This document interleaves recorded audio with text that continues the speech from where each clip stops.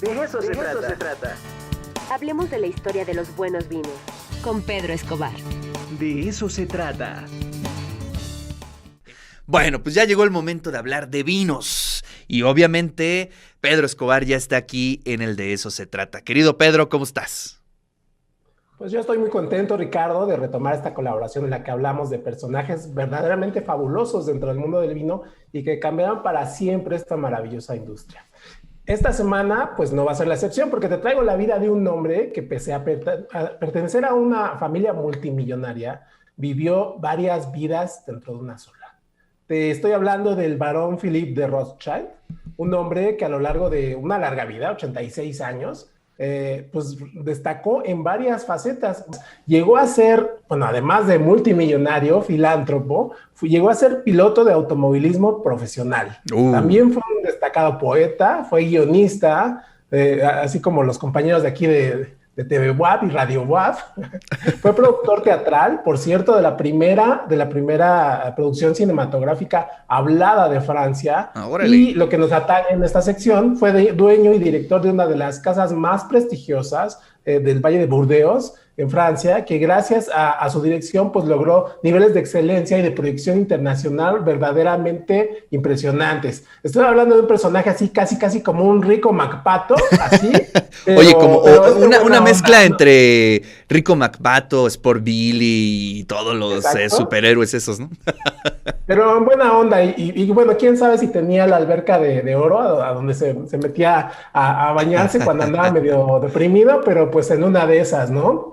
Bueno, pero pues para empezar ya hay que poner un poquito de contexto. Aquí voy a sintetizar un poco porque el tiempo apremia. ¿Tú conoces la historia de la familia Rothschild? No, para nada, Pedro. La verdad es que lo desconozco.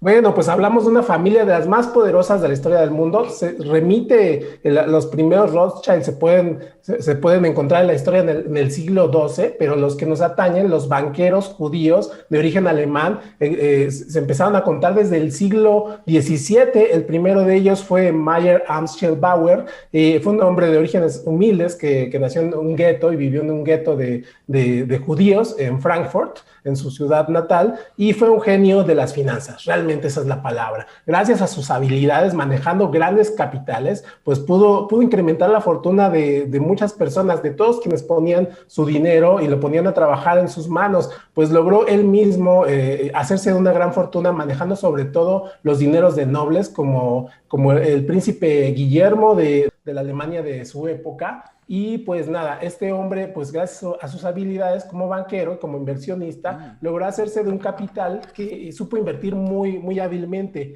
Este hombre nada más, para la época era muy común, pero pues nada más tuvo la descendencia de 10 pequeños hijos, 10 retoños, ¿no?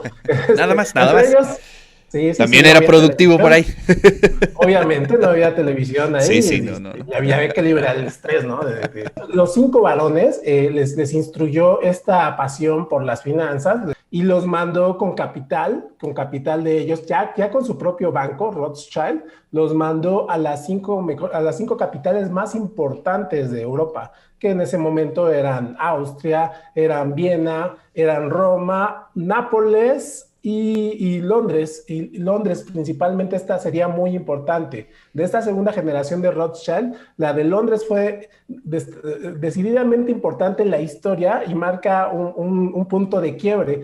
La Casa Real Británica en 1814 el gobierno le pidió un préstamo a los Rothschild, a la familia, para poderse armar y prepararse para la probable invasión de Napoleón en 1814, en las guerras napoleónicas. Digamos que esta familia fue realmente importante y es por eso y tuvo tanto poder que es por eso que rondan ahí en internet y en muchos otros lados una serie de teorías de la conspiración de que sí son los que manejan hasta nuestras fechas el hilo de muchas decisiones del orden mundial, ¿no? ¿Y cómo entraron los Rothschild en el mundo del vino? Te preguntarás, ¿verdad?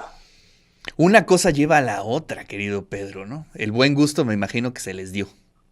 El buen gusto se les dio y sobre todo la visión que tenía esta familia de invertir en mercados que ellos veían con mucho potencial a corto plazo, como el del vino, que era muy apreciado en toda Europa y que se exportaba a países como Inglaterra, como Alemania, comprando propiedades muy viejas, de mucha tradición en Burdeos sobre todo, y ahí que es donde entra nuestro personaje de esta semana. El barón de Rothschild, Philippe de Rothschild, es la quinta generación de esta familia y destaca mucho en el mundo del vino porque pues, fue realmente quien revolucionó la forma de hacer vino y comercializarlo en el Valle de Burdeos. Esto sucedió de una forma verdaderamente inaudita, ya que el barón, pues su padre era un hombre dedicado a las ciencias y al arte, nunca les instruyó en el tema del vino.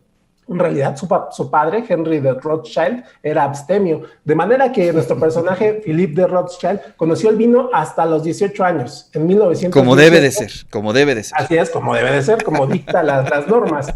Y de una manera muy curiosa, porque él lo mandaron cuando entraba el ejército, cuando empezaban a acechar los alemanes en los inicios de la Primera Guerra Mundial. París empezaron a sobrevolar con los primeros cepelines y los aviones, lo mandaron a Burdeos a refugiarse, en una de las tantas propiedades que tenía la familia en las provincias francesas. Ahí fue donde conoció esta explosión de color, estos viñedos que se extendían hasta el horizonte y se perdían y no veías dónde comenzaban, dónde acababan, los viñedos con un verdor que contrastaba contra el tono arenizo del suelo y el azul del cielo. Ahí fue donde se enamoró y él tuvo que empezar a aprender esta cultura de manera inversa, como lo hacemos la mayoría de nosotros, probando los mejores vinos. Él comenzó y tuvo que empezar a reconocer los que no eran tan buenos. Y bueno, ahí también esa visión externa de la tradición vinícola, pues le ayudó a revolucionarla, porque pues, se dio cuenta de todos los vicios y las leyes no escritas que dominaban la industria vinícola francesa.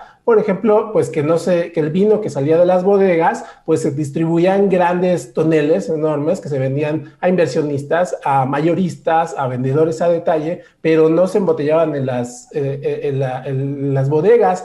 Entonces fue el primero en el Valle de Burdeos, y estoy hablando de 1927. Él tomó las riendas de este negocio en 1920. En 1927 fue el primero en embotellar totalmente la producción de sus vinos, sacarlos a la venta ya embotellados. Se llama embotellado en la propiedad. Eso lo encuentras en el corcho de cualquier vinícola de prestigio en Europa.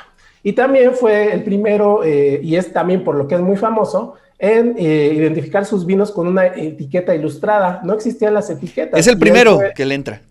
Fue el primero que le entra y entró además con el pie derecho y con gran entusiasmo, contratando al pintor cubista Jean Carlu. De ahí siguió una tradición de ilustrar estas etiquetas con obras de grandes artistas de la época. Por esta colección pasaron Jean Cocteau, Salvador Dalí, Joan Miró, Marc Chagall, Pablo Picasso, en fin, Andy Warhol y hasta el mexicano Rufino Tamayo, ilustrando estas botellas de tanto prestigio en el mundo del vino.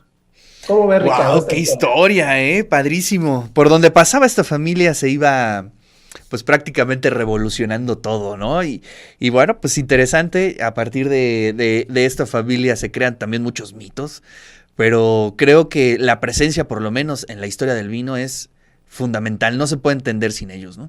Y mira, déjame te platico una última anécdota. Resulta que cuando los alemanes volvieron a Francia en 1940, en los arbores de la Segunda Guerra Mundial, pues fueron a buscarlo. Ya era muy famoso el Chateau Mouton Rothschild ahí en Burdeos. El barón se escapó, de milagro logró escaparse y huyó a Marruecos. Este viñedo que hoy en día se puede visitar todavía fue invadido por los alemanes, por los nazis, y durante el tiempo que estuvieron en Francia, pues colocaron ahí barricadas, se dedicaron a saquearlo, a destruirlo, incluso le tiraban un retrato que tenían ahí en la bodega principal, practicando su puntería, y pues nada, perdieron los nazis, regresó el barón de una forma u otra a su querida bodega, y pues resulta que se encontró cuando regresó a una serie de soldados alemanes, nazis, ahí recluidos en una especie de campo de concentración en el viñedo, algo muy extraño. ¿Y sabes qué hizo con ellos el barón Venganza? A ver, venga. Los puso a trabajar en la vinícola. ¿Cómo de que no? Pues ahora van a trabajar para mí, a cosechar y a podar las vides como venganza de haber destruido mi viñedo. Wow. Y ahí la historia del gran barón de Philippe de Rothschild, la entrega de esta semana en esta columna de Vinos de Historia. Maravilloso, maravilloso, Pedro, como siempre. Te mando un fuerte abrazo y nos saludamos la siguiente semana.